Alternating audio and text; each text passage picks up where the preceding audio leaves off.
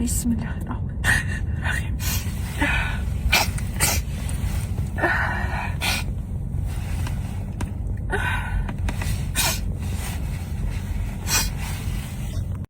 Солай достар, бүгін кәдімгідей мен дейтін өзім іште адай болатын, білмеймін, оны жеткізе алмаймын, мен сондай жеткізе алмайтын адам. Ауылдан келген, кеше Қызылқоғаның етін алып суға салып қойған. Бүгінгі енді кешке шымшыма пісірім. Жігітіме шымшыма пісіріп берейін деп қонаққа шақырып, жігітімді үйдің тамағын жесін деп, ол да енді балдармен квартирада тұрады ғой. Сол айтқым келетіні, сынбаңыздар деп айтқым келеді. Мен потому что дейтін Алматыға келгенмен кеше декабрьдің 31 ровно 2 жыл болған. 2 жылда мен деген мүлдем танымайтын Алматыға келдім да, қараңыздар. 3580 теңгемен әлі есімде аэропортта жылап тұрдым. 2023-тің декабрі күні. 2024-ге 12-ден кейін уже ауысады ғой. 3580 теңгемен бірде-бір танысым жоқ, просто аэропортта жылап тұрмын. Мен жылап тұрып, не тіледі дейсіздер ғой, айтайын ба? Атырауда жүрген кезде 2023-те машина аламын, Алматыдан алып кетем.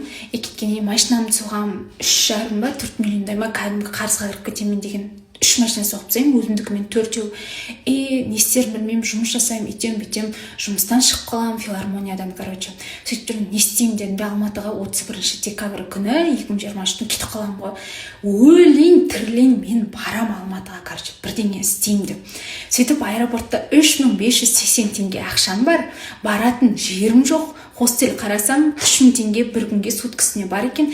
Хостелге дейін такси экономның өзі Яндексте сол кезде 3,5 ба 4,5 ба сондай теңге шығарып тұр. Қар жауып тұр кәдімгідей. Сөйтіп аэропортта тұрып мен деген ана қатыгездеу Алматы деген ән бар емес пе? Сол миыма келе береді да, айтып тұрған жоқпын, миыма келе береді да. Соны миыма елестеп андай типа естіледі де жылай беремін ғой. Қатты жыладым сол кезде. Қатты жылап, жаңа қатыгездеу Алматы қалайды.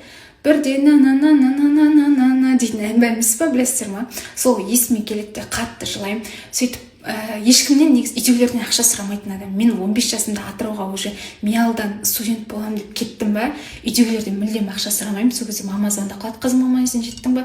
Неге жылап тұрсың? Ақшаң жоқ па қазір деп. Мама ақша салып жібереді. Сол ақшамен 10 000 теңгемен хостел жалдаймын. Кейін не істедім? Нем түседі де, зарплатам түседі де. Кейін подселениеге шығып, адам болып бет-бетіп кеттім. Әйтеуір әлі есімде аэропортта тұрмын. 3580 теңгем бар, бірде-бір танысым жоқ. Сол кезде просто Алладан сұрадым мен деген.